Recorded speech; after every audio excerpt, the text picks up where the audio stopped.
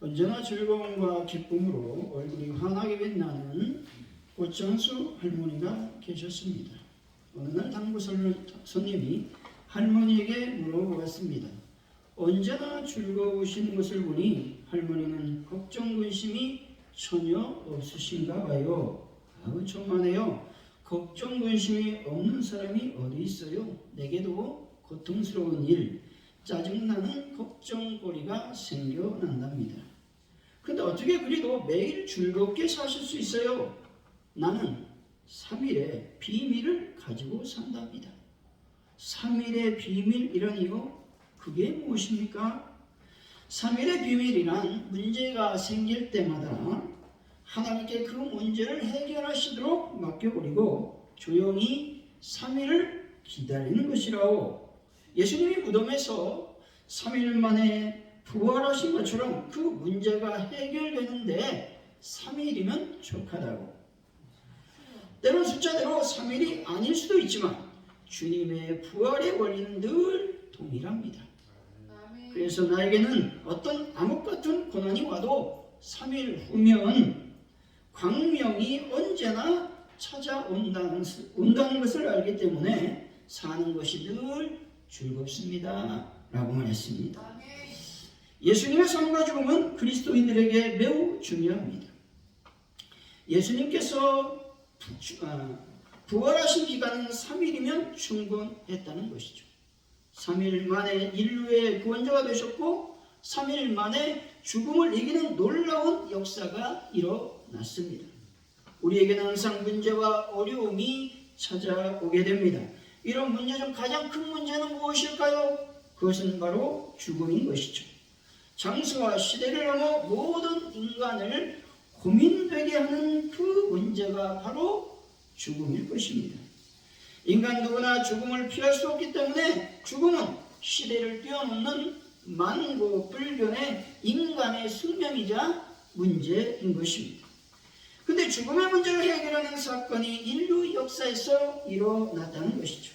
그것은 바로 예수 그리스도의 부활 사건인 것입니다. 부활이 없다면 결국 인생의 목적도 의미도 없는 것이죠. 언젠가 이렇게 우리는 그와 같은 생각을 부드럽고 편편한 돌에 비유했습니다.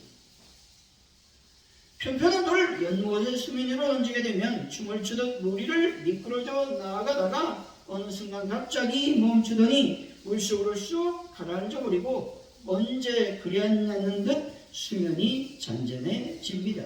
마치 이것은 사후에 소망이 없는 것과 같다라고 비유했습니다. 또한 극작가인 사무엘 베게트라고 하는 사람은 호흡이라고 하는 희곡을 썼습니다. 막이 오르면 쓰레기가 잔뜩 어질러져 있는 무대가 등장합니다. 배경음악이 흘러나오면서 아기의 첫 울음소리로 시작한 연극은 한 노인의 임종의 헐떡거림으로 끝이 납니다. 그리고 막이 내려옵니다. 여기서 베게트가 말하고자 하는 이어지는 인생은 허무하고 존재는 더덥다라고 하는 겁니다. 그러나 성경은 이렇게 말씀하죠. 베드로전서 1장 3절 4절의 말씀입니다. 예수 그리스도의 죽은 자 가운데서 부활하심으로 말미암아 우리를 거듭나게 하사 산 소망이 있게 하시며 썩지 않고 더럽지 않고 쇠하지 아니하는 기업을 있게 하시나니 그 너희를 위하여 하늘에 간직한 것이라 말씀합니다.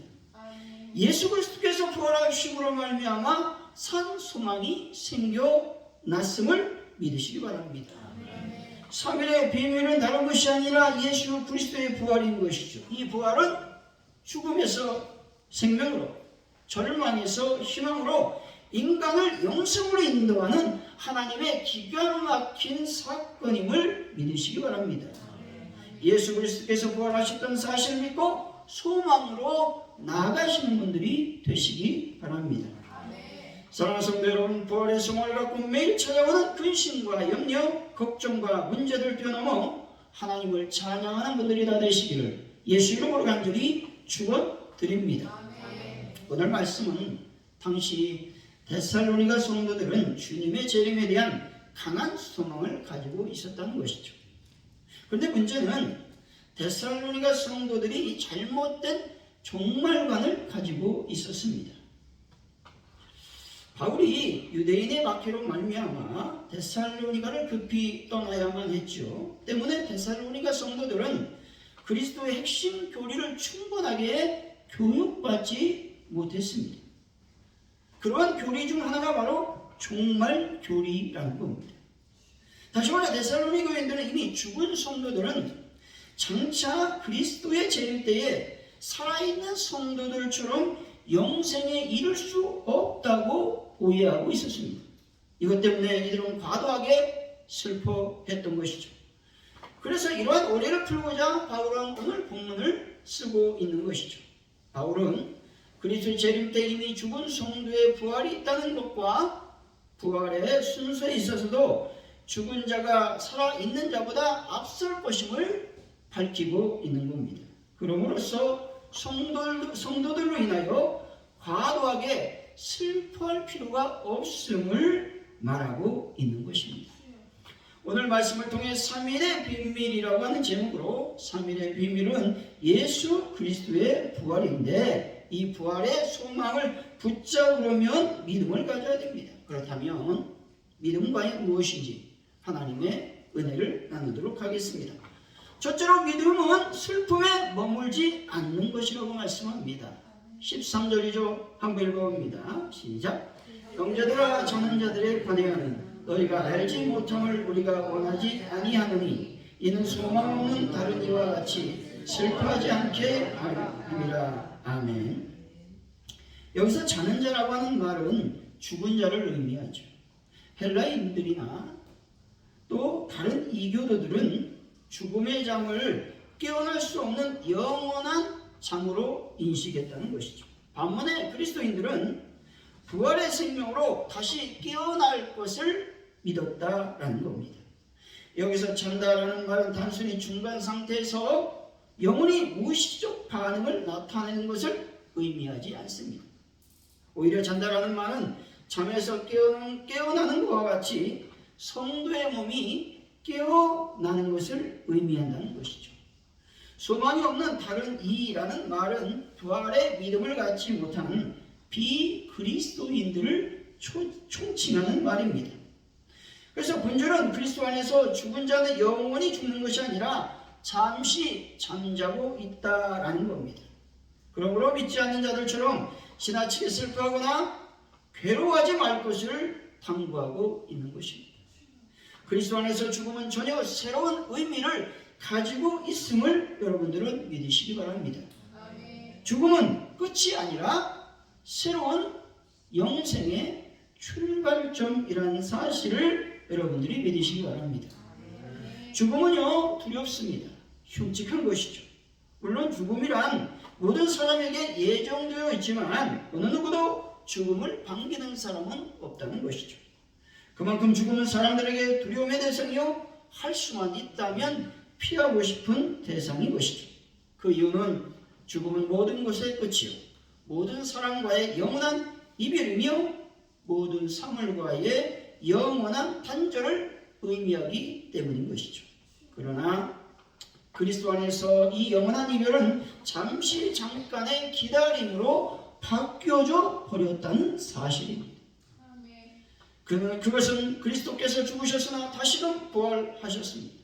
이처럼 그를 믿는 우리 모든 성도들이 역시 죽을 수밖에 없었으나 그리스도께서 오실 때 다시 부활한다는 사실이라는 것입니다.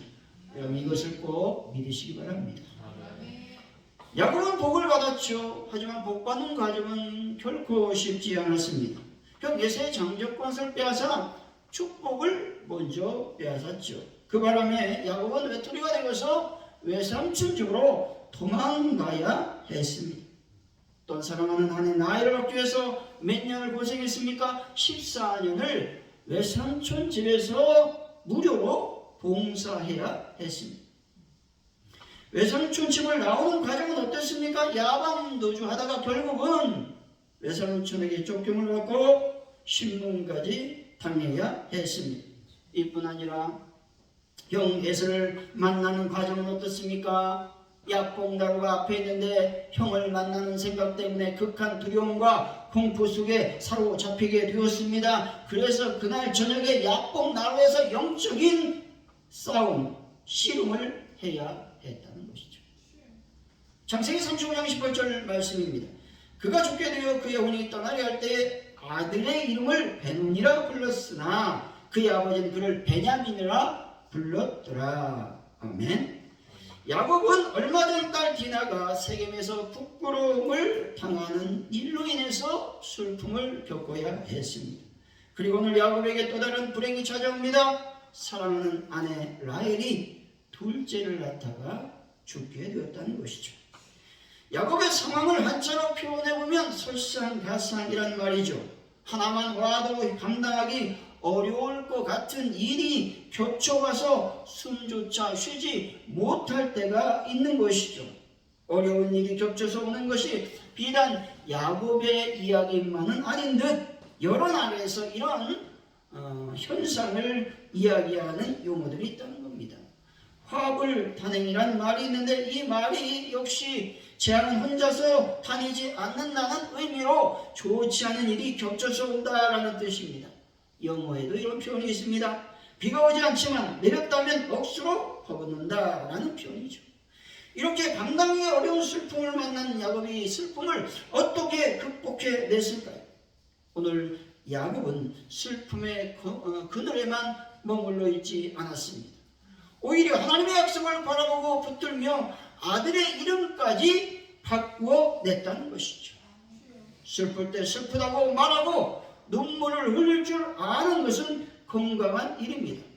그러나 슬픔에 함몰되어서 아무것도 보지 못하는 것, 슬픔에 잠겨서 하나님의 은혜와 사랑을 잊어버린다면 성도의 모습이 아닌 것이죠. 그리고 하나님의 친절한 행하심을 기뻐하지 않는다면 그것은 성도의 바람직한 모습이 아닐 것입니다. 믿음이 있는 자라면 하나님의 도우심을 기다리며 하나님을 바라봐야 하는 것입니다. 사랑하는 성도 여러분, 우리가 비록 땅에 살고 있지만 하늘을 바라보시고 슬픔에 함몰되지 마시며 믿음으로 하나님을 찬양하며 살아가는 귀한 분들이 되시기를 예수 이름으로 간절히 축원드립니다. 도대체 믿음은 무엇이냐? 부활의 소망을 품는 것이라고 말씀하고 있습니다. 14절이죠. 한번 읽어봅니다. 시작. 우리가 예수께서 죽었다가 다시 살아나심을 믿을진대 이와 같이 예수 안에서 자는 자들도 하나님이 그와 함께 데리고 오시리라. 아멘. 여기서 죽다라고 하는 말은 두 가지 의미로 해석할 수 있습니다. 첫째로 그리스도의 실제적 죽음은 그의 부활이 하나님의 역사임을 증명하는 것입니다. 둘째로 신자들의 부활을 가능하게 하는 말씀이 여러분 이 죽음, 잔다라는 의미라는 것이죠. 우리 15절이죠. 한번 읽어봅니다. 시작. 우리가 주의 말씀으로 너에게 이것을 말하노니 주께서 강림하실 때까지 우리 살아남아 있는 자도 자는 자보다 결코 앞서지 못하리라. 아멘. 우리 살아남아 있는 자라는 말은 데살로니가 교인들을 말하는 것이 아니라 그리스도의 재림 때까지 살아남아 있을 그리스도인들을 가리키는 말입니다. 자는 자보다 결코 앞서지 못한다라는 말은 죽은 자들에게도 살아있는 자들 이상으로 그리스도를 맞이할 영광이 하늘나라에 간직되어 있다라고 하는 말씀인 것입니다. 여러분 지금 어디에 있습니까? 우리의 소망이 하늘나라에 간직하고 있다라는 그 믿음을 가지시기 바랍니다. 16절이죠. 한번 읽어봅니다. 시작. 주께서 호령과 천사장 소리와 하나님의 나팔 소리로 친히 하늘로부터 강림하시리니 그리스도 안에서 죽은 자들이 먼저 일어나고. 아멘. 주님께서 친히 하늘로부터 강림하셨다고 말씀하고 있습니다. 이 말씀은 주께서 직접 오신다라는 말씀이죠. 하늘로부터 강림하시는 분은 누구십니까? 부활하신 예수 그리스도이십니다. 주님께서 강림하실 때 현상들에 대해서 언급하고 있는데 호령이 있다는 것이죠. 이 말은 자는 자들을 깨우시는 주님의 음성을 의미합니다. 천사장의 소리와 하나님의 나팔 소리가 여러분 울려 퍼진다는 것이죠. 왜 이렇게 합니까? 주님의 재림의 날에 옛 세상의 심판과 더불어 새 세상이 도래하는 시점에서 하나님의 백성을 불러 모으는 것을 의미하고 있다라는 것입니다. 아멘. 예수님께서 백성을 불러 모을 때 이미 죽었던 자들이 육체적으로 부활하게 될 것을 말씀하고 있다는 것이죠. 아멘. 우리가 죽음 이후의 사건이 뭡니까? 예수님이 재림할 때 이 육체 그대로 살아난다는 것이죠. 그러나 우리가 이 육체는 변화된 또 부활체의 육체를 갖고 변화된다는 겁니다. 17절의 말씀 한번 읽어봅니다. 시작.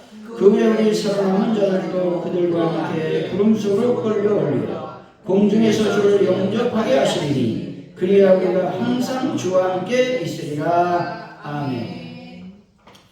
본절은 예수님께서 공중 재림하실 때 살았던 성도들의 몸은 호련히 다른 몸으로 변하여 공중으로 끌려 올라간다라는 말입니다. 여기서 호련히 다른 몸으로 변화한다라는 말은 우리 육체가 아니라 변화된, 즉 부활체라고 하는 몸을 갖고 우리가 부활한다라는 말씀입니다. 영접한다라는 말은 휴거된 성도들이 영원한 천국 혼인잔치를 위해 신랑으로 오시는 예수님을 환영한다라는 의미가 있습니다. 아멘. 부활하신 주님께서는 반드시 우리가 죽는다 할지라도 우리를 부활시킴으로 하나님의 영광을 나타나게 하실 것입니다. 따라서 믿음은 반드시 내가 주님의 재림 때에 부활한다고 하는 소망을 갖는 것입니다. 1827년 스코틀랜드 한 항구에서 회올라텐 나이 많은 목사님이 계셨습니다. 이분은 성 안드레 교회에서 50년간 설교하신 라이트 목사님이셨습니다. 건강을 위하여 따뜻한 곳에 살아야겠다는 의사의 지시에 따라서 프렌치 라이베라로 떠나는 길이었습니다. 첫 번째 도착지인 프랑스 북부 항구에서 하룻밤을 보내게 되었는데 아침 추영 시간에도 나이트 목사님이 나타나지 않는 것이죠. 그래서 걱정에 대해서 이제 여관방을 열었더니 나이트 목사님이 방바닥에 쓰러져 계셨습니다. 그리고 책상에는 밤사이에 쓴 시 한 편이 놓여져 있었다는 것이죠. 그것은 오늘날 전 세계가 애청하고 있는 찬송 때적으로 날 이미 얻으니라고 하는 찬송가 481장입니다. 원문을 지옥해보면 이런 내용입니다. 이렇게 기록되어 있습니다. 날은 빨리 저물고 어둠은 짙어가는데 주님 내 속에 거하소서. 아무도 나를 위로해 줄 수 없을 때 오직 나를 도와줄 수 있는 주여 나와 함께 거하소서. 작은 인생은 썰물처럼 멀어가고 땅의 기쁨과 영광은 점점 희미해집니다. 변하지 않는 주님 내 속에 거하소서. 주님의 축복이 내 곁에 있으면 병도 힘을 못 쓰며 눈물도 쓰지 않습니다. 주님이 나와 함께 계시면 죽음도 무덤도 승리의 계기가 되리이다. 내 눈을 감기 전에 십자가를 보게 하소서. 하늘의 새벽이 밝아올 때 험한 땅의 그늘은 사라질 것이오니 사나 죽으나 주님 내 속에 거하소서라는 시였다는 것이죠. 여러분 믿음은 과연 뭘까요? 믿음은 내 속에 주님께서 거하신다고 하는 것을 믿는 것입니다. 믿음은 아무것도 나를 위로해 줄 수 없을 때 주님께서 나를 도와주신다고 하는 것들을 믿는 것입니다. 주님이 나와 함께 하신다고 믿는다면 죽음도 무덤도 결코 절망이 아니라 승리라고 믿는 것입니다. 아멘. 나이트 목사님께서 이런 믿음이 있었던 것은 왜 그렇습니까? 부활의 소망을 품고 살았기 때문에 그렇다는 것이죠. 사랑하는 성도 여러분, 부활의 소망을 갖고 믿음으로 하나님께 충성하여 하나님 나라에서 칭찬받는 분들이 다 되시기를 예수 이름으로 간절히 축원드립니다. 셋째, 믿음은 서로 위로하는 삶을 말하는 것이죠. 우리 18절 한번 읽어보도록 합니다. 시작. 그러므로 이러한 말로 서로 위로하라. 아멘. 이러한 말은 주의 말씀을 의미합니다. 위로하라라는 말은 권면하라라고 하는 말로서 부활에 관한 말씀으로 서로 위로하고 권면해라 이 말씀인 것이죠. 서로에게 용기를 북돋아주고 이미 죽은 자들로 인해 슬퍼하지 말 것을 말하는 것입니다. 그들에게 이러한 위로가 필요한 것은 예수 안에서 죽은 자들이 죽음 후에도 소망이 있다는 것을 그들이 알고 확신해야 했기 때문에 그렇습니다. 우리 모든 성도들 역시 주님의 말씀을 의탁하여 서로 위로하고 위로받아야 하는 것입니다. 열왕기상 19장 7절이죠. 여호와의 사자가 또다시 와서 어루만지며 이르되 일어나 먹으라. 내가 길을 이기지 못할까 하노라 하는지라. 엘리야가 광야로 도망을 가서 어디에 머물렀습니까? 로뎀나무 아래에서 이렇게 말합니다. 주여 나를 죽여 주옵소서. 죽기를 원하나이다. 이렇게 말했습니다. 그런데 하나님께서 그래 넌 죽어야 돼. 네가 한 일을 알고 있지? 라고 말하면서 몽둥이를 때리지 않았다는 것이죠. 성부 하나님께서는요 엘리야에게 천사를 보내서 먹게 하시고 마시우게 하셨다는 겁니다. 또한 하나님께서 다시 천사를 보내 엘리야를 어루만져 주시고 또 어루만져 주셨다는 겁니다. 사람은 어떤 존재냐? 안아줘야 되는 존재이며 어루만짐을 받아야 되는 존재라는 것이죠.